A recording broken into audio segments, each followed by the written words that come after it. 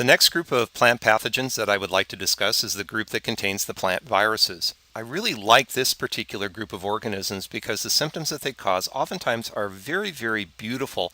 Oftentimes with fungi and bacteria, I'm dealing with rots and decays, leaf spots, really symptoms that aren't particularly pretty, but many of the plant viruses will induce changes in color on leaves or flowers, which can be quite attractive. What's also interesting about viruses is how small they are. Quite frankly, you cannot see these organisms with a light microscope. You're going to need an electron microscope. And just to put things in perspective, they're actually viral pathogens of bacteria. So these organisms are smaller than bacterial cells. In terms of plant viruses, they're quite simple in terms of their structure. They are basically a piece of genetic material, usually a material called RNA, rather than the DNA that we have in our cells. And this RNA is typically encapsulated with a coat protein. They really have very simple reproduction as well. If you put a plant virus out on an inert surface like a table, they cannot reproduce on their own. Once you get the virus inside a plant cell, however, the virus takes over the internal functioning of that cell and forces the cell to make more viral particles.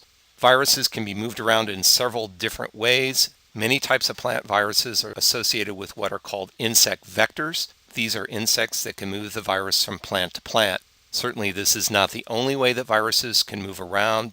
There are other types of plant viruses that can be moved around by touch. As an example, there's a virus called tobacco mosaic virus. It can sometimes be found in tobacco products. And that one you can pick up on your hands, and if you handle plants, you can move it around and actually inoculate plants as you handle them. So you have to be very, very careful if you're a smoker not to pick up this virus.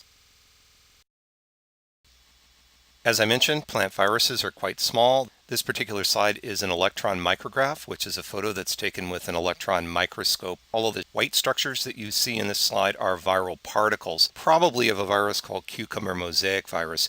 The magnification here is well over 1,000 times normal size, probably in the range of 5,000 to 10,000 times normal size. And you can see a lot of viral particles in this slide. As I mentioned, the shape of these viral particles is roughly spherical. Technically, it's an icosahedron, and this is one of several different shapes that plant viruses can have. The other two primary shapes that we tend to see are rod-shaped viruses. One's called a rigid rod. You can think of that as being stiff like a pencil as a rod. And then there are what are called flexus rods, which are rod-shaped viruses that are kind of limp like cooked spaghetti. Just to keep us honest, sometimes we like our plants infected with plant viruses. If you've ever heard of Rembrandt tulips or parrot tulips, the original versions of these particular plants were infected with plant viruses. It's actually the virus that gave the flowers of these plants their very striped colors and also very fringed edges. Nowadays, these types of tulips with those sorts of characteristics are not virus infected. There's too much of a potential for the virus to spread to other plants. So tulip breeders have bred varieties to have these characteristics without the virus. It's virtually impossible to identify specific plant viral diseases based on symptoms.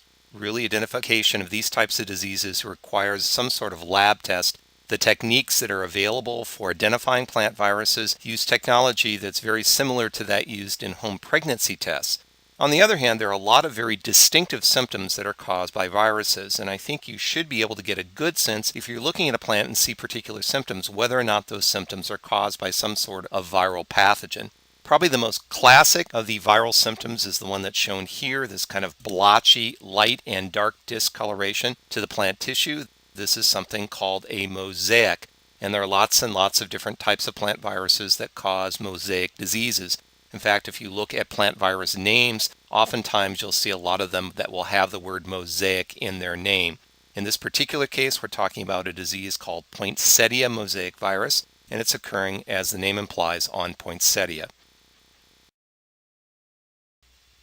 Plant viruses can also cause line patterns. In this case, we have an example of rose mosaic virus, and next to the white arrow you can see this yellow trail in the leaf that's actually induced by the virus that's infecting the plant.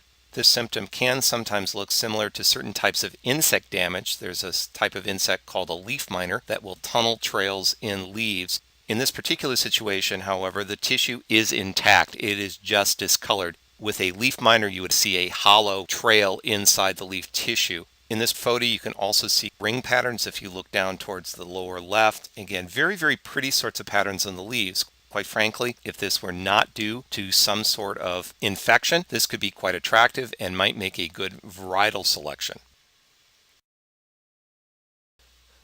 Another type of symptom associated with plant viruses is something called color break. This is where there is some sort of discoloration in the flowers of plants. In this particular example, we have a gladiolus that's infected with cucumber mosaic virus, and normally this plant would have a solid red flower, but because of the presence of the virus, you get these white streaks in the flower. And again, I mentioned I like viruses because they have very beautiful symptoms oftentimes, and I find this symptom, this color break, very, very attractive. I wouldn't mind having a plant of this type in my garden if this sort of symptom weren't caused by a virus. The downside, of course, to having the virus is that the presence of the virus tends to use a lot of nutrients, a lot of energy that the plant would normally be using to grow more plant and to store for making more flowers. And so oftentimes virus-infected plants, if they're flowering plants, after a while will stop flowering. Other types of symptoms associated with plant viruses include growth distortions. In this slide, if you concentrate on the leaf on the left, you can see that this zucchini leaf is very elongated. This is something called strapping. Also notice how the edge of the leaves are curled and cupped, and you can also see a little bit of mosaic in this leaf. If I were only to see this leaf on the plant, I might first not think of a viral pathogen, but I might think that the problem here might be some sort of herbicide exposure, because there are certain types of herbicides called growth regulator herbicides that will induce a lot of growth distortions as well. But looking at this leaf and then the fruit that's in the center of the slide, that's kind of a dead giveaway to me that we're dealing with a viral problem. If you take a look at that fruit, it looks stunted. You can see it's got that blotchy green and yellow discoloration, so there's kind of a mosaic on the fruit. You'll also notice that there are some kind of bumps or warts on the fruits as well, and that particular combination of fruit symptoms and leaf symptoms really clues me into the fact that we're probably dealing with a virus of some kind or another. A lot of plant viruses will also cause a type of symptom called a ring spot, which is shown here. This is a series of concentric rings that will form around the area where the virus has infected. There are other types of diseases that will lead to ring spot patterns, but usually there's decay associated with those diseases. With a viral infection, you get the ring spots, but the tissue is intact. So again, if you see ring spots with intact tissue, think about a viral pathogen. Finally, some types of plant viruses will induce necrotic symptoms, so you actually get some tissue death associated with the infection by the virus. Probably the most common virus that I see that causes this sort of symptom is something called impatient necrotic spot virus. This particular virus will cause problems on a variety of different types of greenhouse-grown ornamentals, including impatiens and begonias. In this particular case, an infected begonia plant. You can see a lot of little flecks of dead tissue in the leaves on this plant. There's a white arrow pointing to a larger necrotic area where you can get a little bit of a sense of some ring spots in the tissue. Whenever I see begonias with this sort of symptom, I start thinking about impatient necrotic spot virus. The next thing that I would probably look for in this plant would be the presence of thrips, because this virus is transmitted by thrips. And if you're not familiar with what thrips are, let me give you a sense by describing how we scout for this particular insect in a greenhouse. You take a plant, put it on a white sheet of paper, tap it gently, remove the plant from the white sheet of paper, look at any of the dust that's on that white sheet, and if the dust runs away, those are the thrips. These are extremely small insects. They tend to get into floral parts oftentimes, although they can feed on leaf tissue. And they can cause a lot of damage on their own, but from our perspective, they're important because they move this virus around. If I really wanted to confirm that this plant is infected with impatient necrotic spot virus, then I would use a lab test. They're actually what are called immunostrips. They're akin to home pregnancy tests, and these tests have been designed to detect specific types of plant viruses.